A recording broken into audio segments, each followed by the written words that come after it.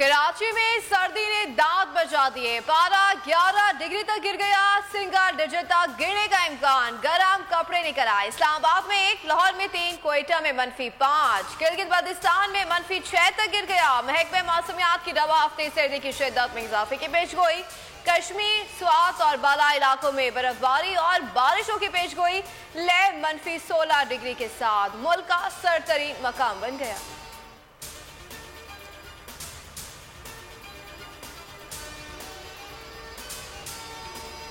सर्दी के साथ मुल्क भर में शदीद धुंध। मैदानी इलाकों में सफर इंतहाई दुश्वार। मोटरवेज मुख्तलिफ मुकामात पर बंद। मोटरवे पुलिस का शहरियों से एहतियाती तदाबीर इख्तियार करने की अपील। बिला ज़रूरत सफर ना करें। एक गाड़ी से दूसरी गाड़ी तक फासले का ख्याल रखें।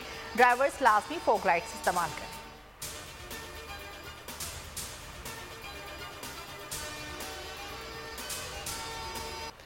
मुत्तहदा को फिर से मुत्तहिद करने का मिशन। एमके पाकिस्तान के कन्वीनर खालिद मकबूल सिद्दीकी पहली बार पाक सरजमीन के मरकज पहुंच गए।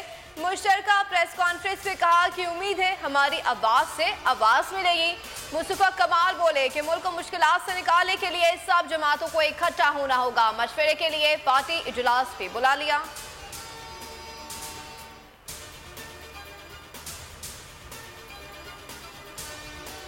पीपल्स पार्टी और मुत्तहदा की ताल्लुकात में तल्खी। MQM की 6 दिन बाद सड़कों पर आने की धमकी। 9 जनवरी को पावर शो का ऐलान। खालिद मकबूल कहते हैं मरदमशुमारी, हल्का बंदियों और वोटर लिस्ट में पीपल्स पार्टी ने डंडी मारी। हम घरों से निकलेंगे। अहम तरीन मुजाहरे में तमाम जमातों को शिरकत की दावत दी।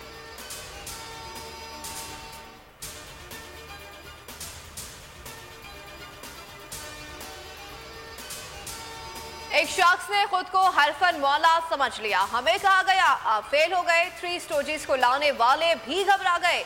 इमरान खान का तकरीब से खिताब। PTI हुकूमत के खिलाफ प्रोपेगेंडा करने वाले अब खामोश हैं।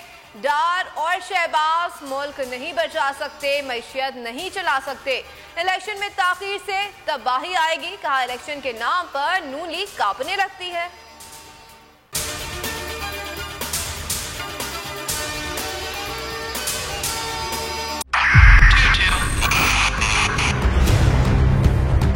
बहुत सारे तोहफे भी देखे गया पाकिस्तान की आवाम को। पाकिस्तान की आवाम को एक तोहफा ये दिया कि आवाम को पता चल गया कि पाकिस्तान का मीडिया क्या है। हक और सच का सफर साल 2022 में बोल रहा नंबर 1। हमने बहुत सारे शोज और ट्रांसमिशंस की। पूरा साल मुसलसल जदोजहद में निकल गया कि ये वोट ऑफ कॉन्फिडेंस के पीछे कौन लोग थे। तोड़े रेटिंग के सभी रिकॉर्ड। एंकर्स ने भी आवाम में सबसे ज्यादा मकबूलियत पाई और सोशल मीडिया पर भी बोल रहा सब पर भारी। सब्सक्राइब करें और बेल दबाएं ताकि कोई खबर रह न जाए।